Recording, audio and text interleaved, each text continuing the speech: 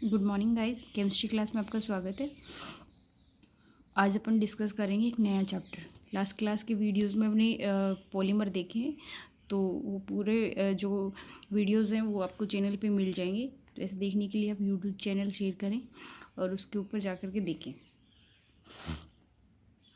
आज की इस टॉपिक में आज की इस क्लास के अंदर अपन एक नया चैप्टर डिसाइड किया है, वो है केमिस्ट्री इन डेली लाइफ। देखो, ये वेटेज के हिसाब से बेटा 2 मार्क्स का चैप्टर है। कोई ख़ास इसमें मैटर वैसे नहीं होता, लाइक केमिस्ट्री जैसा इसमें कम मैटर है, बस थ्योरेटिकल पोर्शन है। मुझे लगा कि ये आपको वीडियोस के थ्रू समझ आ जाएगा, इसलिए मैंने इस टॉपिक को उठाया है। इतना लाइटली भी नहीं ले, बहुत छोटा सा क्वेश्चन आता है यहाँ से। केमिस्ट्री इन डेली लाइफ में क्या आता है? सबसे पहले तो अपन ये देख रहे हैं कि एवरीडे लाइफ में केमिस्ट्री का क्या रोल है।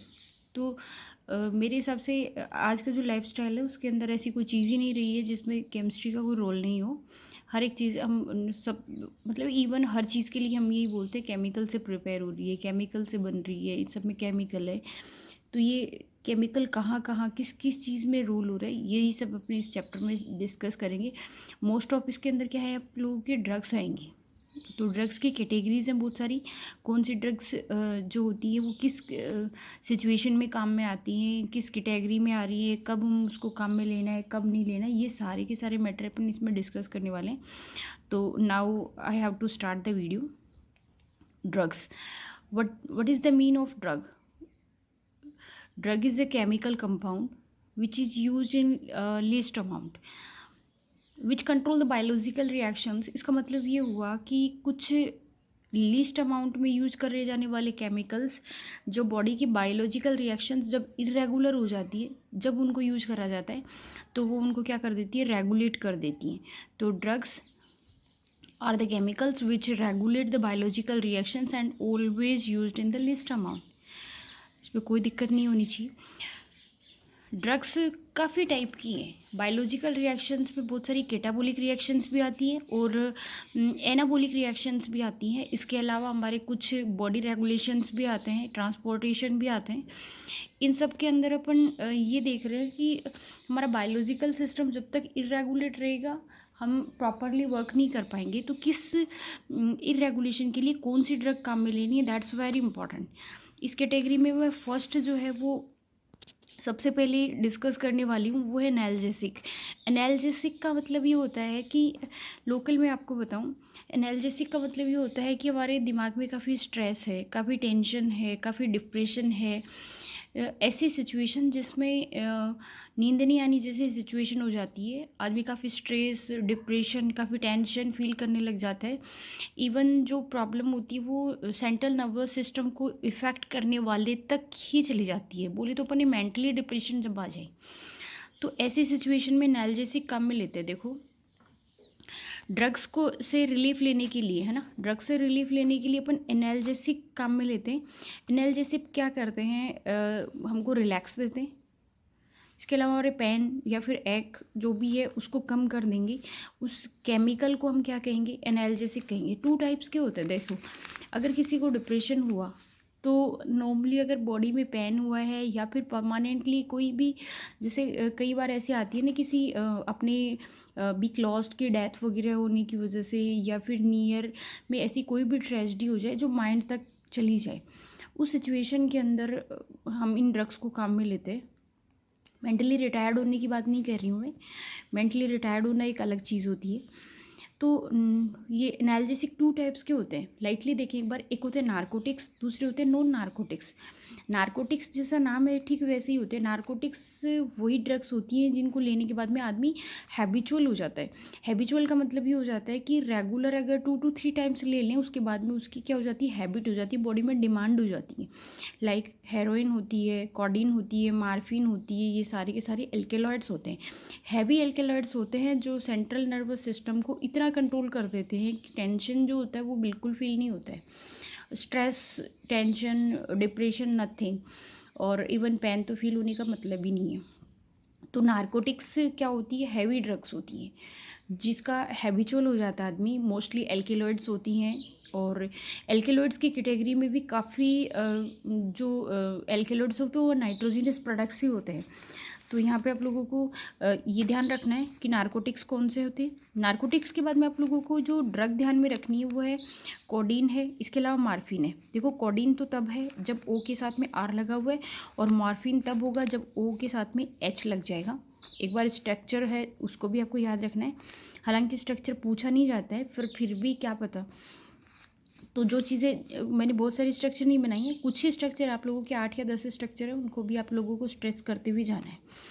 तो पहला ड्रग लीस्ट अमाउंट में यूज करे जाने वाले केमिकल्स हैं जो बायोलॉजिकल रिएक्शंस को क्या कर रहे हैं, रेगुलेट करने का काम कर रहे हैं। First category is the analgesic which get relief which provide relax from the mental depression, tension and stress such conditions.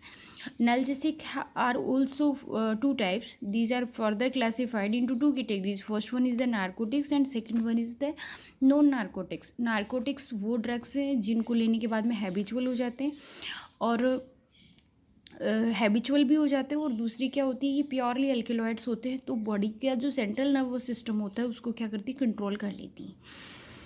दूसरी होती है नॉन नार्कोटिक्स। नॉन नार्कोटिक्स में क्या आती है, these are also relax from the pain and does not becomes the habitual note causes sleepiness. कि ये वो ड्रग्स आती हैं इसके अंदर वो ड्रग्स आती है जो क्या करती है, रिलैक्स तो देती है बट स्लीपनेस का रीज़न नहीं होती है, मतलब सोने के लिए हमको इसको काम में नहीं लेते हैं। जो अपनी रिलैक्सिन आती है, रिलैक्सिन वही जो नींद के लिए ली जाती है, रिलैक्सिन जो आती है वो भी एक नार्कोटिक की कैटेगरी में आती है। मोस्ट ऑफ डॉक्टर्स यही कहते हैं कि रिलैक्सिन का भी आदमी हैबिचुअल हो जाता है। तो नॉन नार्कोटिक्स में देखो जैसे ये आती है एस्पिरिन, आती है काफ़ी फेमस एंटीबायोटिक है एस्पिरिन। एस्पिरिन वैसे तो एक एंटीपायरेटिक होती है। एंटीपायरेटिक से मेरा मीन है कि फीवर को कम करने के लिए काम में ली जाती है, मोस्टली बहुत इफेक्टिव होती है ये। एस्पिरिन क्या होती है, 2-एसिटॉक्सी बेंजोइक एसिड जो होता है उसको हम क्या बोलते हैं, एस्पिरिन बोलते हैं। एक बार स्ट्रक्चर को स्ट्रेस करें, 2-एसिटॉक्सी बेंजोइक एसिड।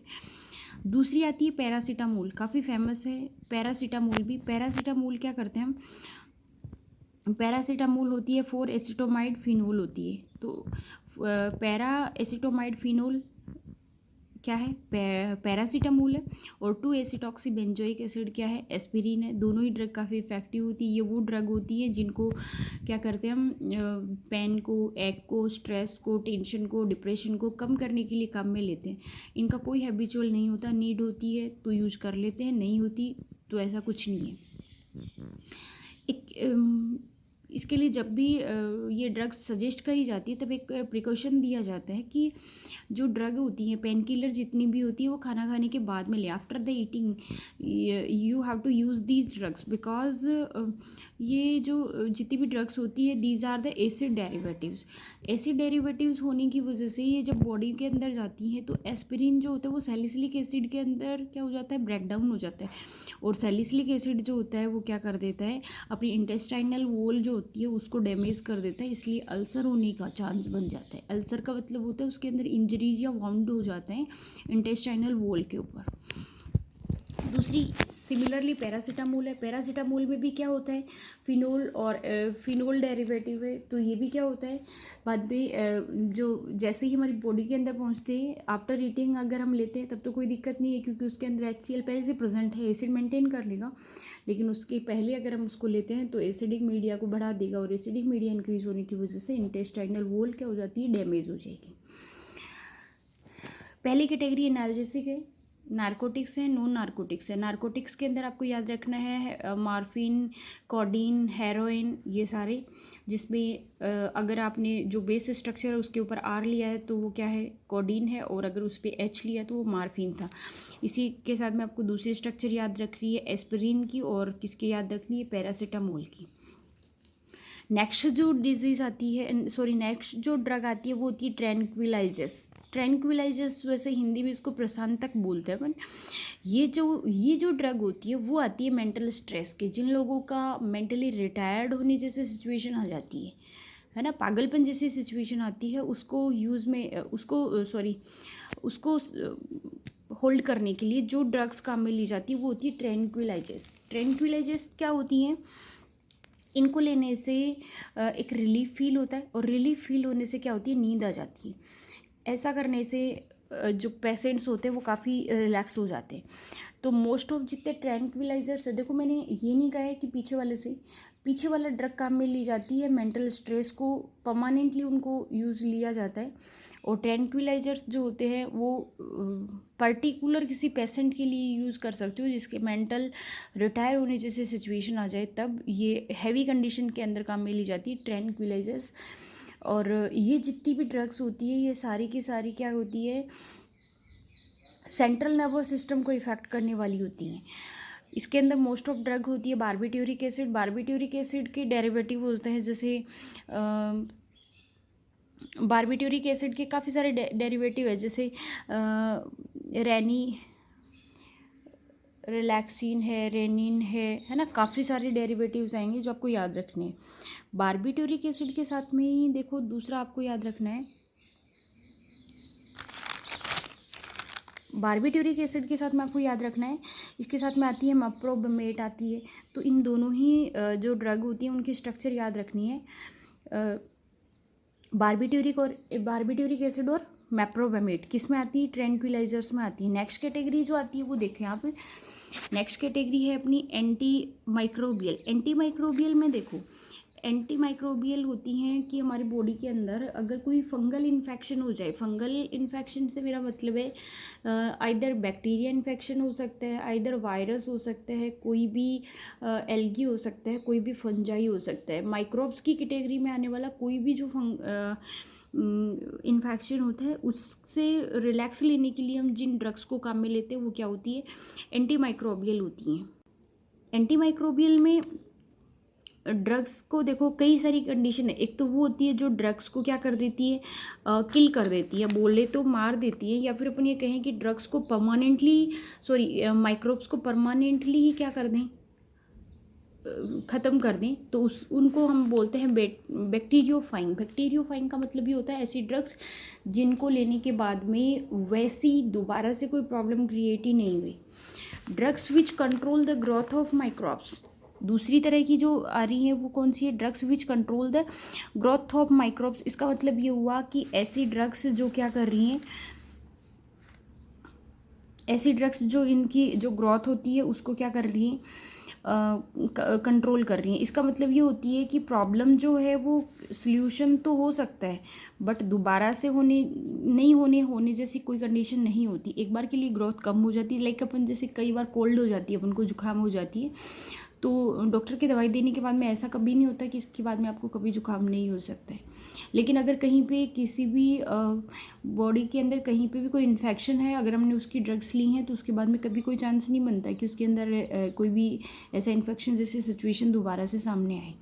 तीसरी तरफ की जो ड्रग्स होती है वो होती है इम्यून सिस्टम को बढ़ाने वाली। सबसे बेस्ट कैटेगरी की ड्रग्स यही होती है जिनको हम क्या बोलते हैं, एंटीबायोटिक्स बोलते हैं। एंटीबायोटिक्स क्या करती है, बॉडी की इम्यून सिस्टम को स्ट्रॉन्ग करती है। ये किसी भी पर्टिकुलर माइक्रोब्स के ऊपर काम नहीं करती हैं। पर्टिकुलर माइक्रोब्स पे काम नहीं करने की वजह से बॉडी के अंदर एक इम्यून सिस्टम जो होता है उसको स्ट्रॉन्ग कर देती है, और स्ट्रॉन्ग करने की वजह से अगर कोई भी इन्फेक्शन अगर होता है तो वो क्या हो जाता है, कंट्रोल हो जाता है। तो anti microbial, first one which kills the microbes, second one which control the growth of microbes, and third which increase the immune system of body। 3 types की होती है। फर्स्ट वन आती है एंटीबायोटिक्स। एंटीबायोटिक्स क्या होती हैं, ये केमिकल्स जो किससे प्रिपेयर करे जाते हैं, जो वायरस से, एल्गी से, फंजाई से, है ना, इनसे प्रिपेयर करे जाते हैं। And they control the growth of microbes. They are also inhibit the anabolic या और catabolic process that are proceed by the microbes. इसका मतलब ये होता है कि कई बार अपन ये सुनते हैं ना कि ये जो टैबलेट है वो इसी बैक्टीरिया से प्रिपेयर की जाती है। जी, बेस्ट क्वालिटी की जितनी भी ड्रग्स होती है वो नॉन लिविंग कंडीशन के अंदर उन्हीं बैक्टीरिया, फंगस, माइक्रोब्स से ही प्रिपेयर करी जाती है। उनको बॉडी में लेने के बाद में जैसे ही वो लिविंग फंक्शन में आती है अपना वर्क फंक्शन शुरू कर देती हैं। इसलिए जितनी भी ड्रग्स होती हैं वो माइक्रोब्स की जितनी प्रोसेस होती है उनको कंट्रोल कर देती है। ऐसी को हम क्या बोलते हैं, एंटीबायोटिक्स बोलते हैं। सबसे पहला जो एंटीबायोटिक था वो अलेक्जेंडर फ्लेमिंग ने 1929 में, बहुत इंपॉर्टेंट बात है ये, अलेक्जेंडर फ्लेमिंग ने जो पहला एंटीबायोटिक प्रिपेयर किया था that was the penicillin. Penicillin होता है, और पेनिसिलिन किसके अगेंस्ट काम करता है, पेनिसिलियम नोटेटम के अगेंस्ट काम करता है। पेनिसिलियम नोटेटम जो होता है बैक्टीरिया, उसके अगेंस्ट काम करता है। इन्होंने सबसे पहले पेनिसिलिन जी को प्रिपेयर किया था। फिर आती है कि पेनिसिलिन है, ऑफ्लैक्सिन है, ग्लाइकोसाइड है, ये सारी की सारी वो है जो क्या करती है, माइक्रोब्स को किल करने वाली हैं। दूसरी तरह की ड्रग्स होती है जो ग्रोथ को कंट्रोल करने वाली है, वो क्लोरोमफेनिकोल है, इरिथ्रोमाइसिन है और टेट्रामाइसिन है। आपको ड्रग याद रखनी है। यहाँ से क्वेश्चन पूछा जाएगा कि इनके अंदर माइक्रोब्स को किल करने वाली ड्रग्स कौन सी हैं और माइक्रोब्स की ग्रोथ को कंट्रोल करने वाली कौन सी है। दोनों ही कैटेगरी आपको याद रखनी है इसमें से, ठीक है। एंटीबायोटिक्स नेक्स्ट देखें आप बेटा। हाँ, यहाँ से देखें, बैक्टीरिया जो होते हैं वो 2 टाइप्स के होते हैं। एक होता है, बायोलॉजी के अंदर पढ़ाया जाता है आपको, बैक्टीरिया मोस्टली 2 टाइप्स के होते हैं। First one is the gram positive bacteria and second is the gram negative. This classification is based on the this classification is based on the colourisation. Colourisation का मेरा मतलब ये होता है कि कुछ केमिस्ट्री के अंदर कुछ रिएजेंट्स काम में लिए जाते हैं जिनको हम क्या करते हैं, लाइक जैसे ईओसिन होता है, मिथाइलिन ब्लू होता है ना। ये सारे के सारे वो रिएजेंट्स हैं जो मतलब जो बोलना चाहे तो आप ये बोल सकते हो इंडिकेटर का काम करते हैं। तो ये कुछ केमिकल्स के लिए कुछ बैक्टीरिया तो ऐसे होते हैं, जैसे ईओसिन से टेस्ट किया जाता है इनका मोस्टली। ईओसिन अगर किसी भी ग्रोथ के अंदर डाल रहे हैं तो अगर वो सोल्यूशन कलर्ड हो जाता है देन तो वो ग्राम पॉजिटिव बैक्टीरिया होता है। इसका मतलब ईओसिन के लिए उसका टेस्ट पॉजिटिव है। और कुछ रिएजेंट जैसे ईओसिन, मिथाइलिन ब्लू है, उन्हीं को डालने पर अगर सोल्यूशन में कोई फ़र्क नहीं पड़े, इसका मतलब वो बैक्टीरिया उससे क्या नहीं हो सकते, कलराइज नहीं हो सकते, इसलिए वो होते ग्राम नेगेटिव बैक्टीरिया। आपको केमिस्ट्री के लिहाज से इतना नहीं देखना है, सिर्फ इतना ही रखें, gram positive and gram negative bacteria. अब बॉडी के अंदर इन्फेक्शन होने में ग्राम पॉजिटिव बैक्टीरिया भी आ सकते हैं और नेगेटिव। कहने का मतलब है कि जब भी डायग्नोसिस किया जाता है तो टेस्ट के साथ में कुछ बैक्टीरिया ऐसे होते हैं जो टेस्ट दे भी सकते हैं और नहीं भी दे सकते, दोनों ही। यानी कि बैक्टीरिया के इन्फेक्शन को जो है ना, जो रेंज होती है जिससे आइडेंटिफाई किया जाता है किस रेंज तक के हैं, उस चीज़ को हम बोलते हैं स्पेक्ट्रम, ठीक है। एंटीबायोटिक अफेक्ट द बैक्टीरिया, है ना, the range of antibiotic which affect the bacteria, की मतलब बैक्टीरिया के ऊपर एंटीबायोटिक किस रेंज तक इफेक्टिव है, उस चीज़ को हम क्या कह रहे हैं, स्पेक्ट्रम कह रहे हैं। इसका मतलब ये होता है कि जो टैबलेट होती है उसका जो स्ट्रेंथ होता है, स्ट्रेंथ का मतलब ये होता है कि ये इतने टाइम तक है, ये इतने रेंज तक है, ये इतनी हैवी है, इतना हैवी है, ये वाली जो कैटेगरी होती है उसको हम बोलते हैं स्पेक्ट्रम। स्पेक्ट्रम जिस टैबलेट का अच्छा होगा उसकी क्वालिटी उतनी ही अच्छी होती है। क्वालिटी स्पेक्ट्रम के बेसिस पे जो ड्रग्स होती है वो 2 टाइप्स की होती है। एक होती है ब्रॉड स्पेक्ट्रम, दूसरी होती है नैरो स्पेक्ट्रम, तीसरी होती है लिमिटेड स्पेक्ट्रम।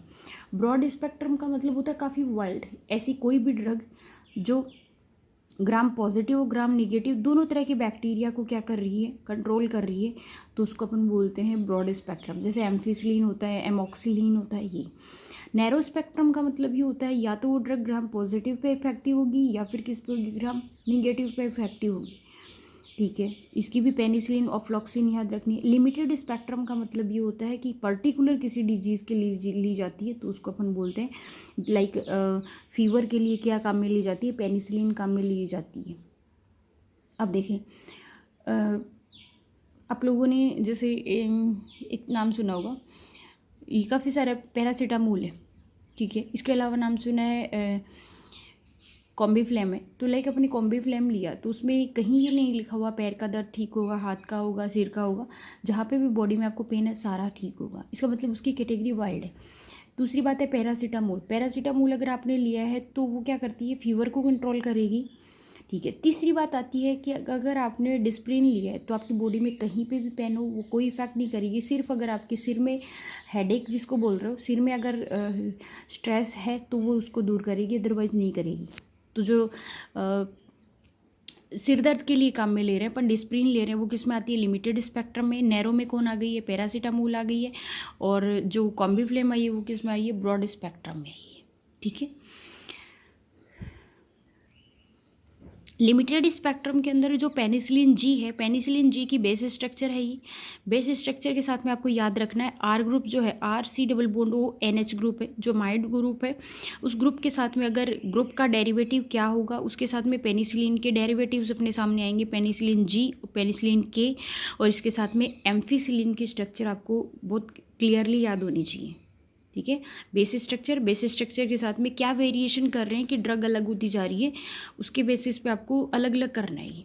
ठीक है, इसके अलावा आप ये देखें कि एंटीबायोटिक्स जो होते हैं उनकी वाइल्ड कैटेगरी के अंदर एक तो क्लोरामफेनिकोल का भी काम में लिया जाता है, इसके अलावा स्ट्रेप्टोमाइसिन काम में लिया जाता है, टेट्रासाइक्लिन काम में लिए जाती है, और सल्फर ड्रग्स की स्ट्रक्चर बहुत इंपॉर्टेंट है ये यहाँ पे। अब देखिए, आप लोग बार बार यही सोच रहे होंगे कि मैं जब से चैप्टर शुरू किया है मैंने सबसे पहले ड्रग का नाम लिया था, उसके बाद मैंने आप लोगों को एनाल्जेसिक बताए थे, एनाल्जेसिक में नारकोटिक्स, नॉन नारकोटिक्स बताए थे। नारकोटिक्स में मार्फिन है, कोडीन है, हेरोइन है, ये सब आए थे, इजी है, कोई दिक्कत नहीं है। नॉन नारकोटिक्स में मैंने आपको 2 स्ट्रक्चर बताई है, वो कौन कौन सी है, एक तो पैरासीटामोल थी और दूसरी कौन सी है, एस्पिरिन है। उसके बाद में हमने पढ़े हैं ट्रैंक्विलाइजर्स में आप ध्यान रखें, एक तो बारबिट्यूरिक एसिड आता है और दूसरा मेप्रोबेमेट आता है। तीसरी जो कैटेगरी थी वो कौन सी थी, एंटी माइक्रोब्स थी। एंटी माइक्रोब्स में आप लोगों को ध्यान रखना है कि विच kills the bacteria, which control the growth of bacteria, and third one is which increase the immune system. फिर उसके बेसिस पे ग्राम पॉजिटिव निगेटिव के बेसिस पे ब्रॉड, लिमिटेड और नैरो स्पेक्ट्रम बैक्टीरिया, 3 तरह की एंटीबायोटिक्स प्रिपेयर करनी है, और फिर उनके एग्जाम्पल हैं। ये ध्यान रखें, इसमें कोई फ़र्क नहीं पड़ता बेटा, ये ड्रग्स आप किसी भी ट्रिक से याद करें, बार बार इनको याद करें, इनका यही तरीका है। कई बार आप पढ़ेंगे तो आपको ये ड्रग्स टिप्स पे हो जाएंगे, इसलिए ये चैप्टर पहले करवाया है कि आपको ईजी रहे, लास्ट तक आप काफ़ी बार पढ़ चुके होंगे, तब तक ये आपको तैयार हो जाएगा। इसके बाद में नेक्स्ट टॉपिक अपना एंटीसेप्टिक आएगा, जो नेक्स्ट क्लास में डिस्कस करेंगे। Thanks, have a nice day बेटा।